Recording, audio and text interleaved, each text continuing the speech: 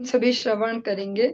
भगवान के वाङ्मय विग्रह श्रीमद् भागवतम के अंतर्गत अष्टम स्कंद और 22वां अध्याय। इसके अंतर्गत जो 6वां श्लोक है, नंबर 6 श्लोक से आज हम प्रारंभ करने जा रहे हैं। ओम नमो भगवते वासुदेवाय। ओम नमो भगवते वासुदेवाय। ओम नमो भगवते वासुदेवाय। जो प्रसंग हम श्रवण कर रहे हैं, बलि महाराज जी और वामन भगवान का, जो भगवान ने त्रिविक्रम अपना स्वरूप धारण किया है। बलि महाराज को वरुण उपास में बांध लिया गया है गरुड़ जी द्वारा। बलि महाराज जी उनको अब आत्म निवेदन कर देते हैं कि आप मेरे शीश पर ही तृतीय चरण रख दीजिए। यस्मिन् वैरानुबन्धेन व्यूढेन विबुधे तराः बहवो लेभिरे सिद्धिं यामुः कान्तयोगिनः तेनाहं निगृहीतोऽस्मि भवता भूरि कर्मणा बद्धश्च वारुणः पाशैर्न नातिव्रीडे न च व्यथे। बलि महाराज जी कहते हैं, आपसे लगातार शत्रुता रखने वाले अनेक असुरों ने अंततः महान योगियों की सिद्धि प्राप्त की। आप एक ही कार्य से अनेक उद्देश्यों की पूर्ति कर सकते हैं। फलस्वरूप यद्यपि आपने मुझे अनेक प्रकार से दंडित किया है, फिर भी मुझे वरुण पास से बंदी बनाए जाने की न तो लज्जा है और न ही मैं कोई कष्ट का अनुभव कर रहा हूँ। बहुत सुंदर सी बात यहाँ पर बलि महाराज कहते हैं कि जो आपसे दुश्मनी रखते हैं ना, ऐसे असुर जो लगातार आपसे बस ऐसे शत्रुता का ही भाव रखते हैं, देखा जाता कि अंत में उन्हें भी महान योगियों वाली गति मिलती है, मोक्ष मिलता आपका धाम। हाँ, इस प्रकार से। और एक बहुत अच्छी सी बात बलि महाराज जी कहते हैं, इस जगत में हम सुनते एक तीर से दो निशाने, दो शिकार। ऐसा भगवान वो है जो एक तीर से अनंत शिकार कर सकते हैं। भगवान एक ही कार्य से अनेक उद्देश्यों की पूर्ति करते हैं। फलस्वरूप यद्यपि आपने मुझे अनेक प्रकार से दंडित किया है, और इसी बात को ध्यान में रखते हुए बलि महाराज जी कहते हैं, आप जो जैसा दिख रहा है केवल वैसा नहीं है। आप जब कुछ करते हो तो उसके अनंत कारण होते हैं, अनंत उससे फिर रिजल्ट निकलते हैं। ऐसा नहीं है कि एक ही। हाँ, आपने मुझे इस प्रकार से बंदी बनाया और दंडित कर रहे हैं, लेकिन फिर भी मुझे कोई लज्जा नहीं है और न ही मैं कोई कष्ट अनुभव कर रहा हूँ कि मुझे भैया बंदी बना दिया, मेरे साथ छल किया ऐसा। और लज्जा भी नहीं आ रही कि देखो सबके सामने बेइज्जती हो गई। कहाँ तो मैं स्वर्ग सिंहासन पर पहुंच गया था, कहाँ तो एक बंदी की तरह बांध लिया गया हूँ, सब कुछ हरण करके। क्योंकि जो भगवान को पूर्ण समर्पण करते हैं, वे वास्तव में जानते हैं कि भगवान जो भी कुछ कर रहे हैं हमारा उसमें बहुत बड़ा मंगल निहित है। और भगवान के उस लीला माधुरी को वो एक प्रकार से एंजॉय करते हैं, आनंदित होते हैं उससे कि चलो भगवान ये वाली कृपा करते हैं। ऐसा भोलेनाथ के प्रसंग में हमने श्रवण किया।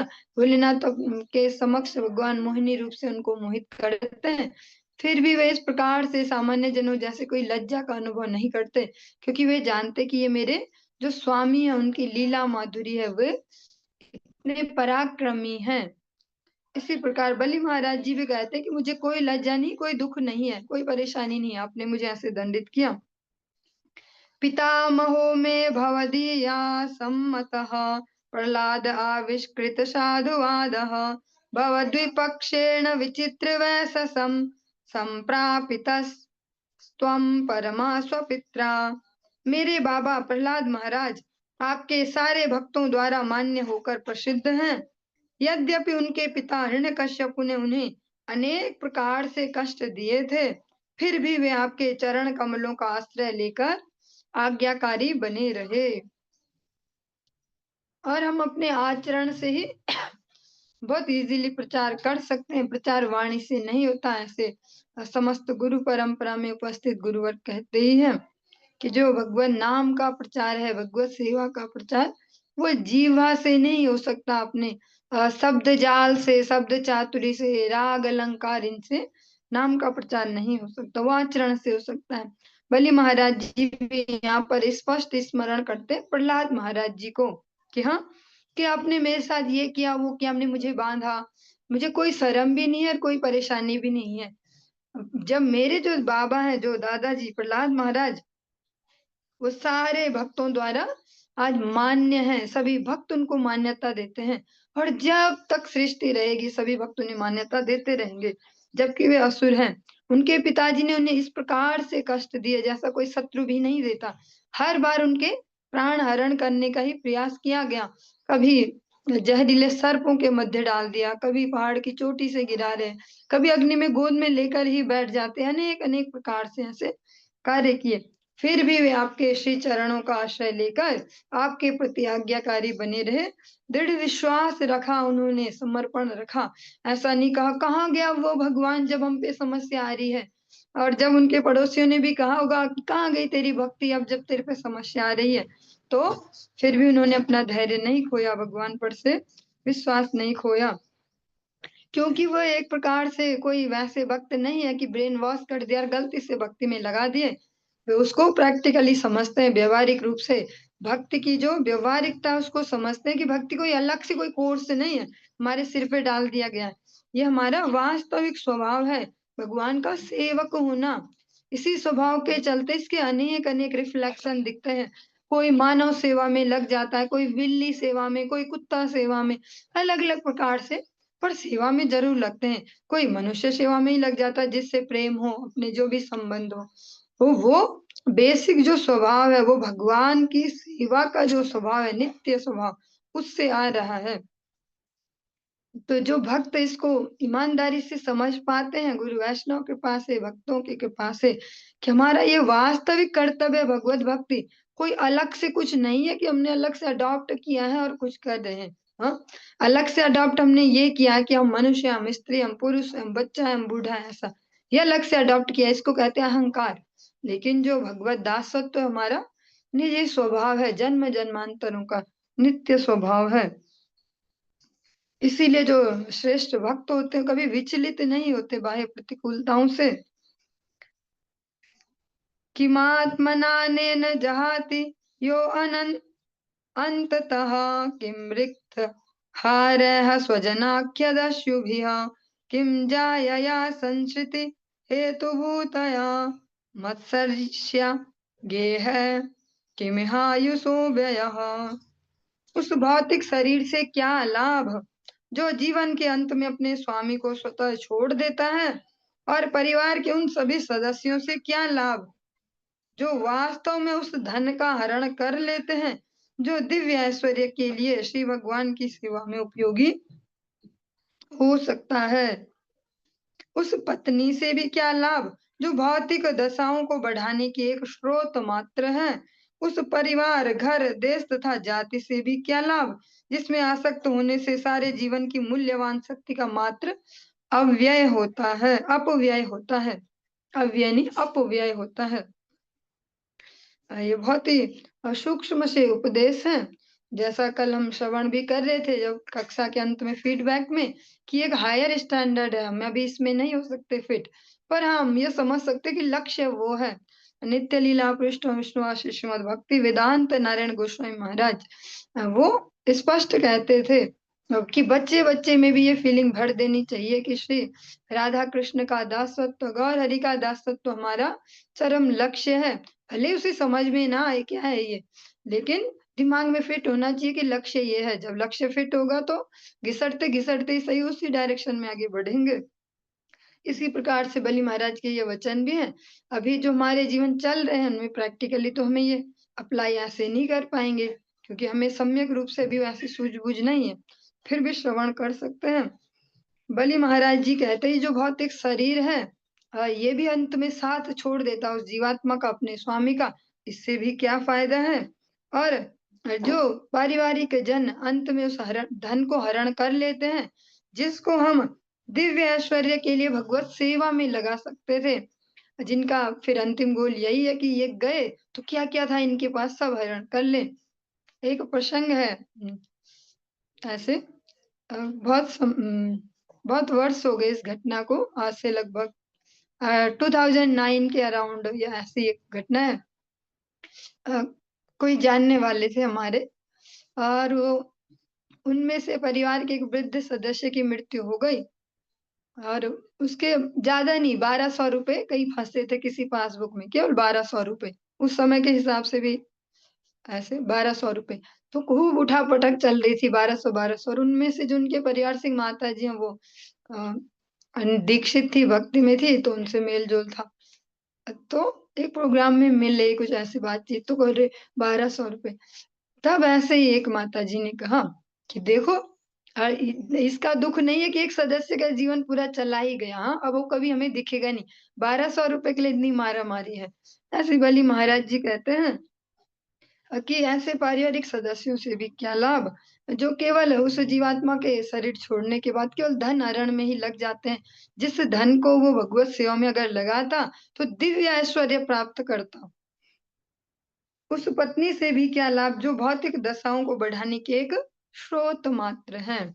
जैसे विंध्यावली जो है, उनके चरित्र में भी हमने श्रवण किया, ऐसे जो ऐसी भारतीय नारियां जो है हमारी प्राचीन, जिनकी सतियों में ऐसे गिनती होती है, वो अपने आचरणों से यही शिक्षा देती है कि पत्नी का एकमात्र कर्तव्य है धर्म की ओर अग्रसर करना।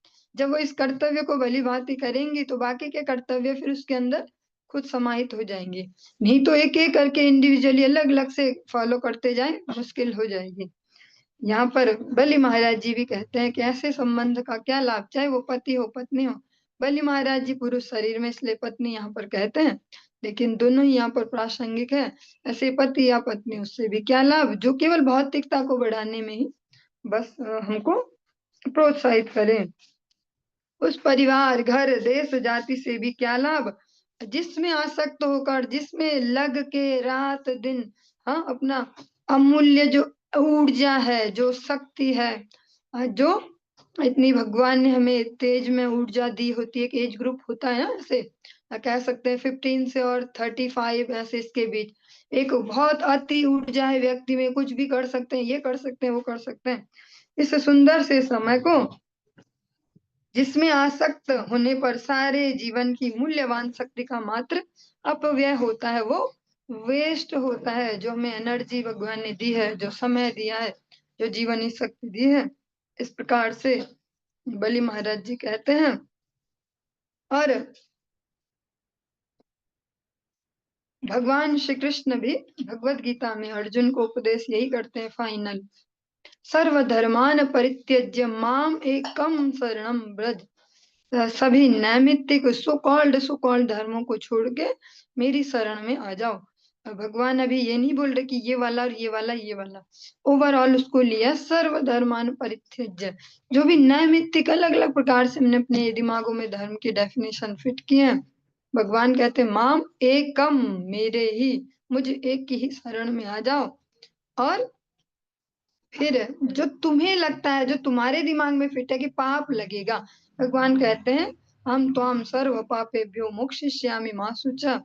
और वैसे भी जो दृढ़ता से भगवत भक्ति में लगते हैं, उनसे कभी ऐसे पाप होंगे भी नहीं।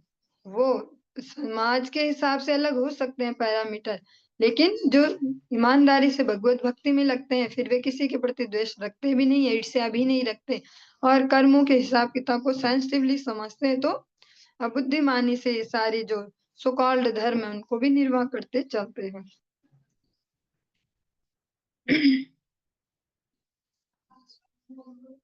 इत्थं स निश्चित्य पितामहो महान् गाधबोधो भवतः पादपद्म ध्रुवं प्रपेदे यकुतो भयं जनात् भीतः स्वपक्ष क्षपणस्य सत्तमा। मेरे पितामह, जो सभी मनुष्यों में श्रेष्ठ थे और जिन्होंने असीम ज्ञान प्राप्त किया था, जो हर एक द्वारा पूज्य थे, वे इस जगत के सामान्य लोगों से भयभीत रहते थे।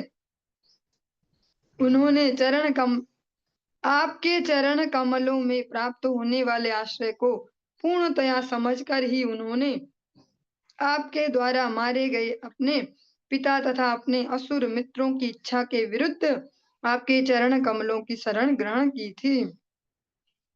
बलि महाराज जी कह रहे हैं कि जो मेरे दादाजी हैं, जो सभी भक्तों द्वारा पूजनीय हैं, सभी मनुष्यों में श्रेष्ठ हैं, असीम ज्ञान के सागर थे, वो जो सामान्य जनता है, सामान्य मनुष्य, उनसे भयभीत रहते थे।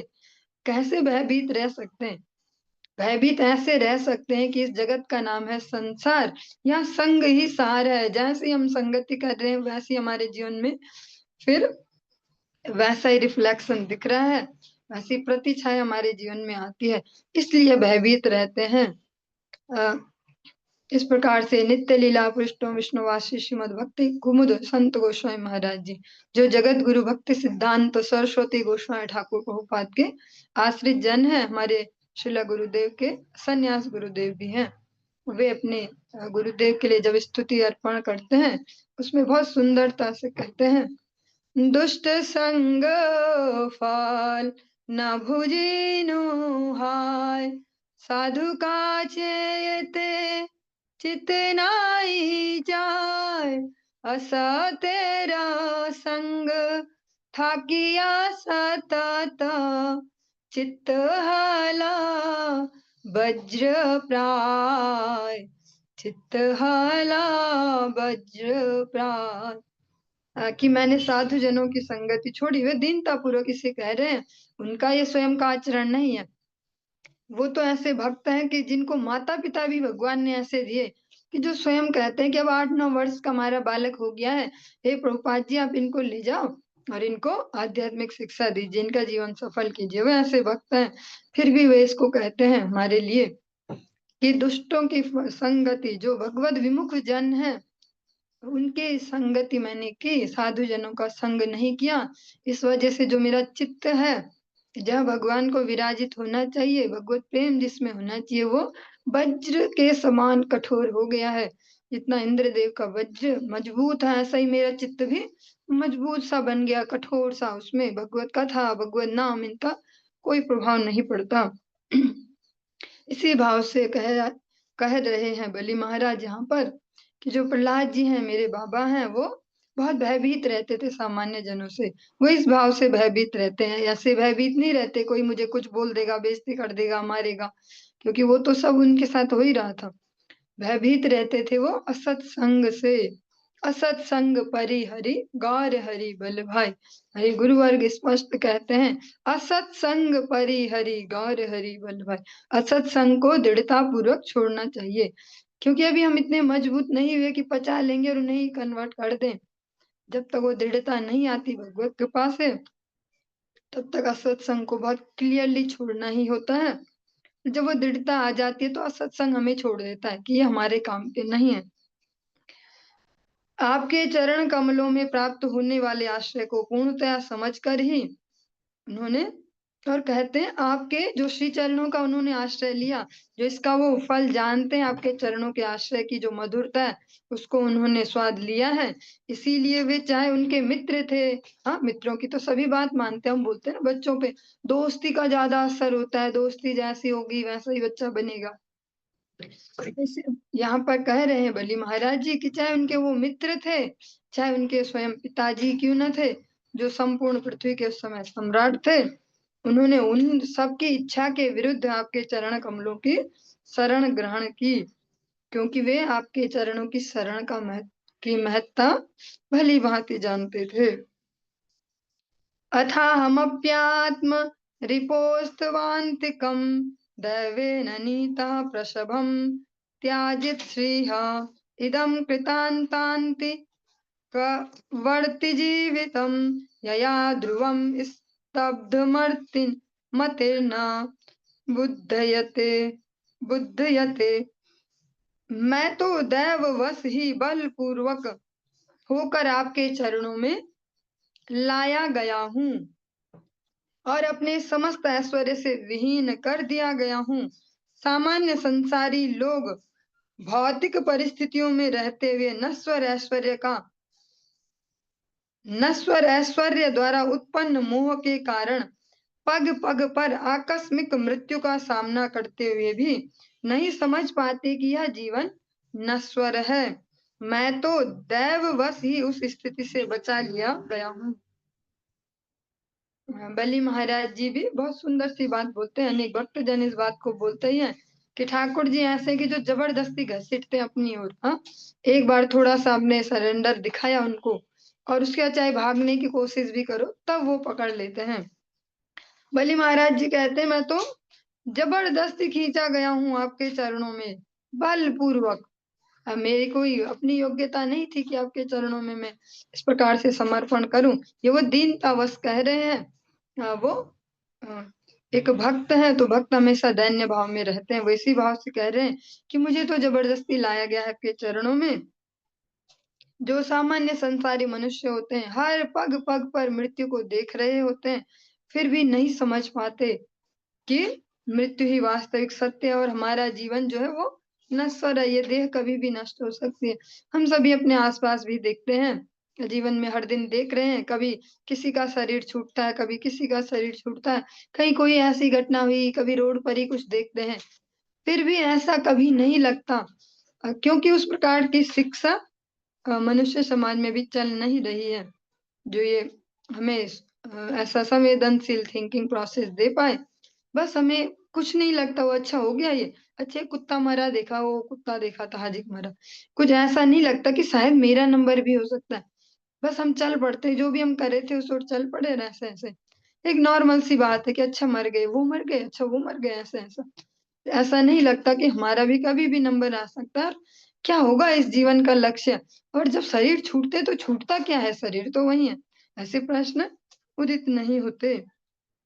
बलि महाराज जी कह रहे हैं ये सामान्य जनों की स्थिति है, मैं तो दैववश ही उस स्थिति से बचा लिया गया हूँ। मैं तो जबरदस्ती बचा लिया गया हूँ इससे।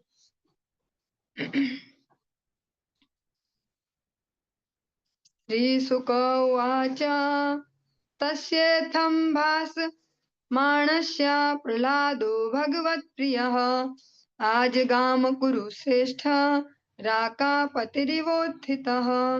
श्रील सुखदेव गोस्वामी ने कहा, हे कुरुश्रेष्ठ, जब बलि महाराज इस प्रकार अपने भाग्य की प्रशंसा कर रहे थे तो श्री भगवान के परम प्रिय भक्त प्रहलाद महाराज वहां प्रकट हुए, मानो रात्रि में चंद्रमा उदित हो आया हो। सुखदेव गोस्वामी जी परीक्षित महाराज जी को लक्षित करते हुए कहते हैं, कुरु श्रेष्ठ, कुरु वंश में श्रेष्ठ, जब बलि महाराज जी इस प्रकार अपने भाग्य की प्रशंसा कर रहे हैं कि वाह मुझे तो जबरदस्ती खींचा, मेरी तो कोई ऐसी रुचि नहीं थी, कोई योग्यता नहीं थी, भगवान ने बस जबरदस्ती अपने चरणों में खींचा है, जब इस प्रकार से कह रहे हैं तो जो भगवान के परम प्रिय भक्त हैं प्रहलाद महाराज जी, वे स्वयं वहां प्रकट हुए और उनका आना ऐसा था जैसे अंधकार वाली रात्रि में चंद्रमा उदित हो गए हों। तमिन्द्रसेन स्वपितामहं श्रिया विराजमानं नलिनायते क्षणं प्रांशुं विषङ्गाम्बरमज्जनत्विषं प्रलम्ब बाहुं शुभगर्षभमक्षत। तब बलि महाराज ने परम शक्तिशाली व्यक्ति अपने पितामह प्रहलाद महाराज को देखा, जिनका श्यामल शरीर आंखों के अंजन जैसा लग रहा था। उनका लंबा भव्य शरीर पीतांबर धारण किए था, उनकी भुजाएं लंबी थी और उनकी सुंदर आंखें कमल की पंखुड़ियों के समान थी। वे सबके अत्यंत प्रिय तथा मोहक थे। प्रहलाद महाराज जी के जो दिव्य विग्रह है, शरीर है, उसका यहाँ पर वर्णन किया। भगवान जैसा ही सुंदर पीतांबर धारण करते हैं और भुजाएं लंबी हैं, और जो भगवत जन है, जो विशेष भगवत कृपा पात्र हैं, शरीरों में कुछ लक्षण भी प्रकट होते हैं। आजानु लंबित भुजो, भगवान जो जंघाएं हैं वहां तक की भुजाएं, इस प्रकार से स्वरूप का वर्णन है। वे सबके अत्यंत प्रिय तथा मोहक थे। तस्मै बलिर्वारुणपाशयन्त्रितः समर्हणं नोपजहार पूर्ववत् ननाम मूर्धना श्रुतविलोल लोचनः सव्रीडनीचीन मुखो बभूवः। वरुण पास से बंधे होने के कारण बलि महाराज पहले की तरह प्रहलाद महाराज को भली भांति सम्मान नहीं दे पाए।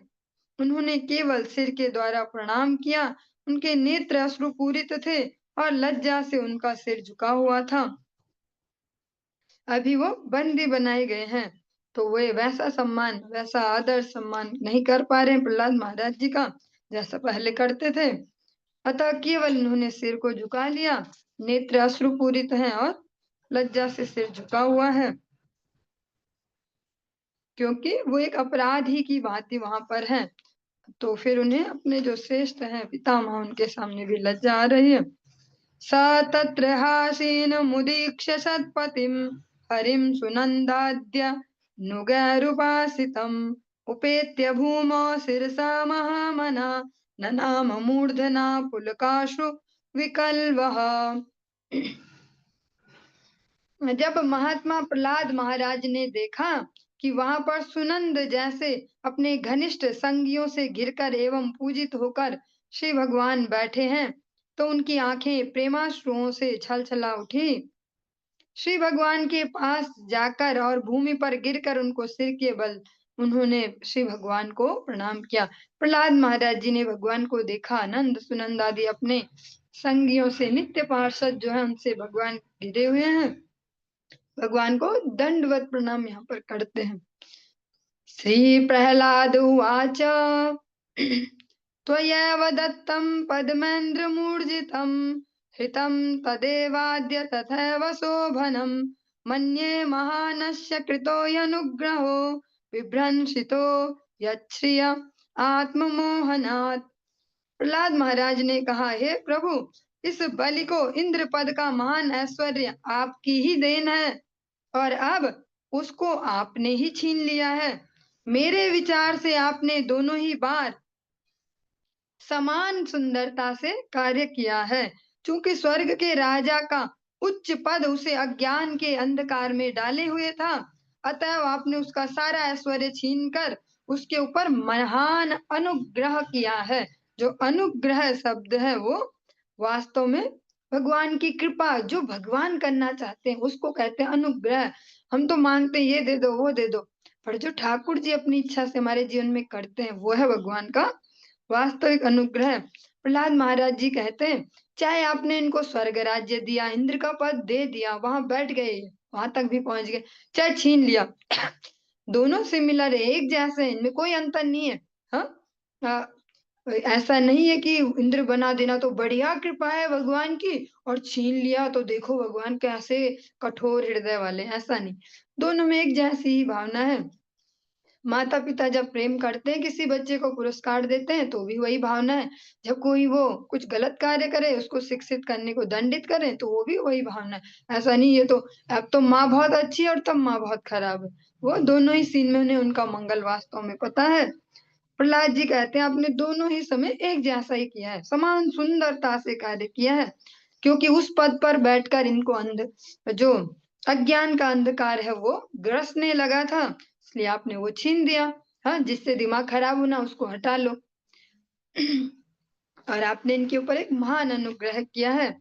इसी अनुग्रह को तुलसीदास जी बहुत सुंदर शब्दों में केवट जी इस प्रकार से भगवान राम से मांगते हैं।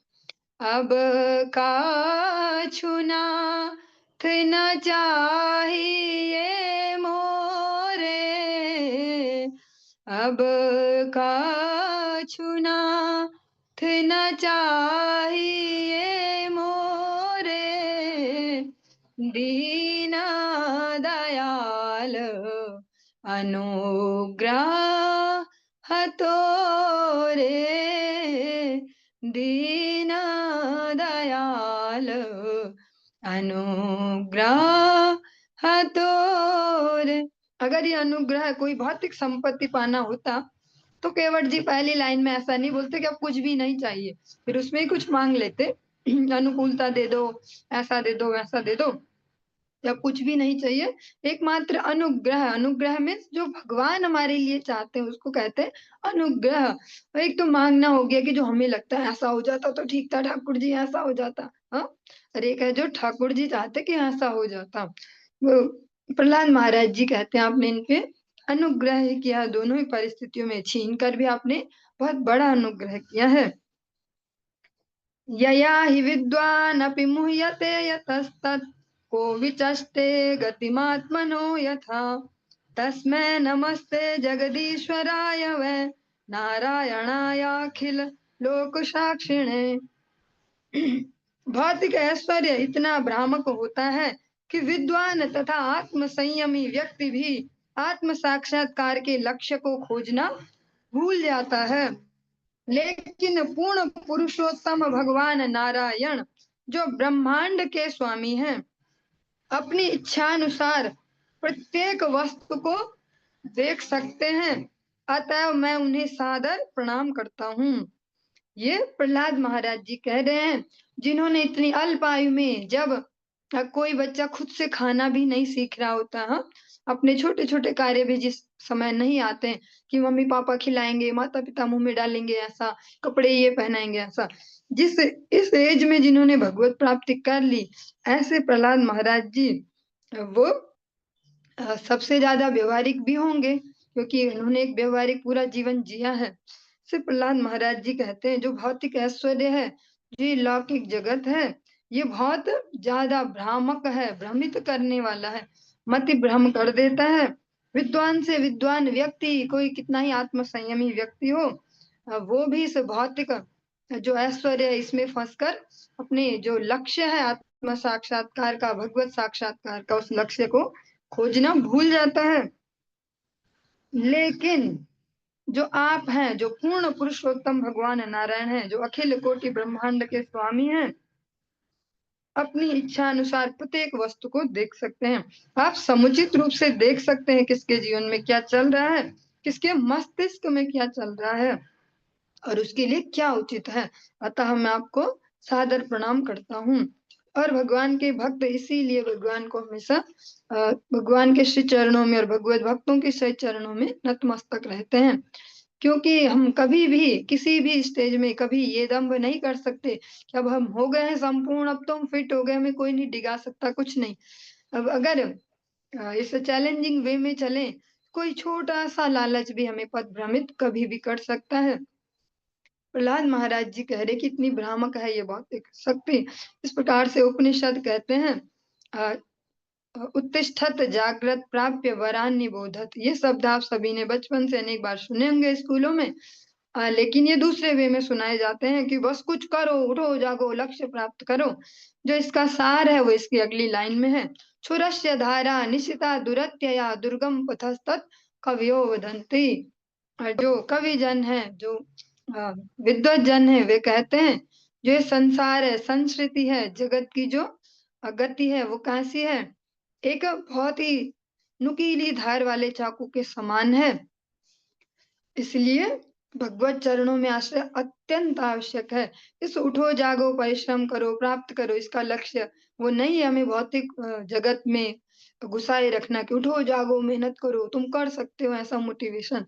इसका वास्तविक तात्पर्य एक आध्यात्मिक पक्ष में ही है। सुरस्य धारा निशिता दुरत्यया दुर्गम पथस्तत् कवियो बदंती, ये इसकी सेकेंड लाइन है कि जो ये संसार है इसकी गति इतनी दुरत्य है, इसको पार करना बहुत मुश्किल है।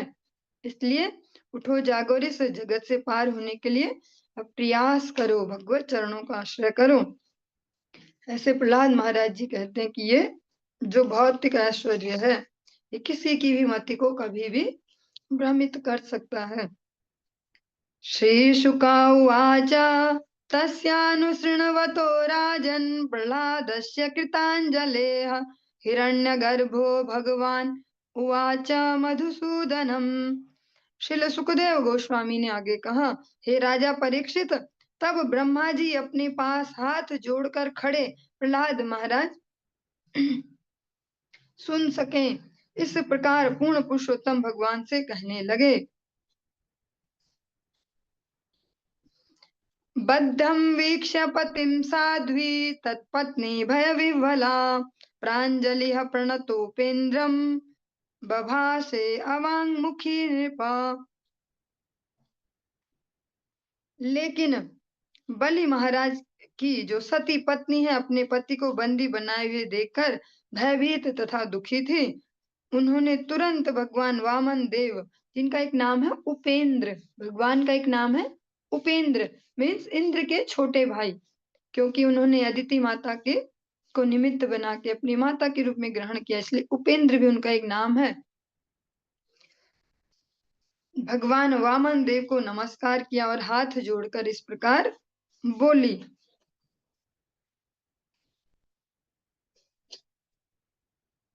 श्रीविन्ध्यावलिरुवाच क्रीडार्थमात्मान इदं त्रिजगत्कृतं ते स्वाम्यं तु तत्र कुधियो अपर ईश कुर्युः कर्तुः प्रभोस्तव किमुष्यत् आवहन्ति त्यक्तरियस्त्व दवरोपित कर्तृवादाः।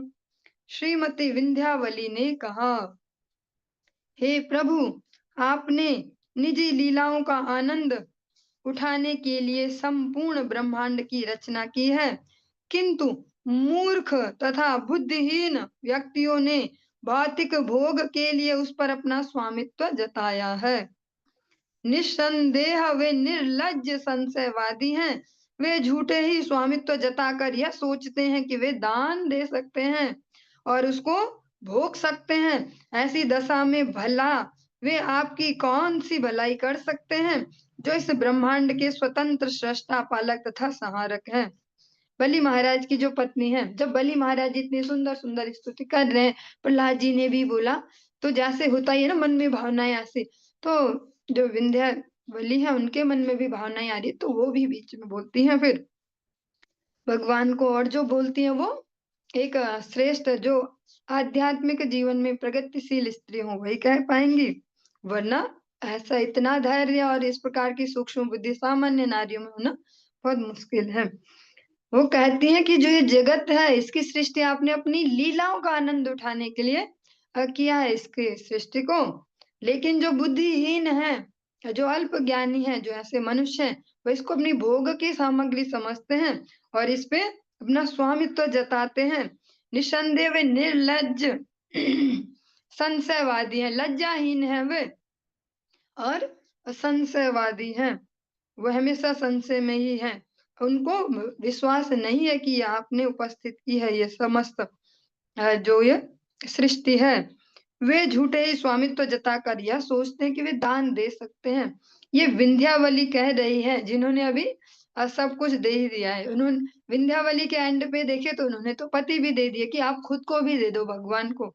ऐसे विंध्यावली इस बात को कहती हैं कि यहाँ झूठे ही सोचते हैं कि भैया हम कुछ दे सकते हैं, हम इसको भोगेंगे इन संपदाओं को, और जब वो इस बुद्धि से ग्रसित है, ऐसी उनकी मानसिकता, तो वो आपको क्या दे पाएंगे, आपका क्या वो कुछ कह सकते हैं, आपके प्रति क्या उपकार करेंगे, क्या कुछ कर सकते हैं आपके लिए, जब आप तो स्वयं ही संपूर्ण ब्रह्मांड के सृष्टा है, पालक है, सहारक है। ऐसे विंध्यावली कहती हैं। इसलिए वास्तव में जैसे हम इस भौतिक जगत में भी देखते हैं कि जिस फील्ड में चलना हो, आप जानना चाहते हैं उस फील्ड के जो बहुत ही स्ट्रांग जो रहे हो लीडर्स, उनके आचरणों को पढ़ो, जीवनियां पढ़ो, ऐसा ही सुझाया जाता है इस जगत में। लेकिन ये वास्तव में सत्य है, और जिस आध्यात्मिक जगत में हम बढ़ना चाहते हैं, और जिन जिन भी शरीरों में हम हैं, कोई स्त्री में कोई पुरुष में, उनके भी अगर सही प्रकार से समझना हो कर्तव्यों को, बुद्धि के स्तर को सम्यक रूप से समझना हो, तो हमें भी ऐसे आचरणों को, से चरित्रों को अवश्य श्रवण करना चाहिए, और उससे मंगल होगा। जब हम प्रैक्टिकली ऐसे देख पाएंगे कि जिनके साथ ये हो चुका है, जिन्होंने इसको एक्सपीरियंस किया है, एक हो गया कि अच्छी अच्छी बातें बोल दी जाए और सुन ले, हाँ जी बहुत बढ़िया, नहीं होना चाहिए भक्त को, ऐसा होना चाहिए वैसा, पर जब सच में जीवन में सीन आए, छोटी सी भी परेशानी हो जाए, चिल्लाने लग जाए, मैं ही क्यों ठाकुर जी, आपको ऐसा मेरे साथ ही क्यों करना है, देखो मैं तो रोज हरिनाम भी करता हूँ, करती हूँ, ऐसा ऐसा। ये विंध्यावली यहाँ पर कह रही हैं कि जिनमें अल्प बुद्धि है वे ऐसा सोचते हैं कि हम स्वामी हैं, हम भोग करेंगे, हम दे रहे हैं, इस प्रकार से।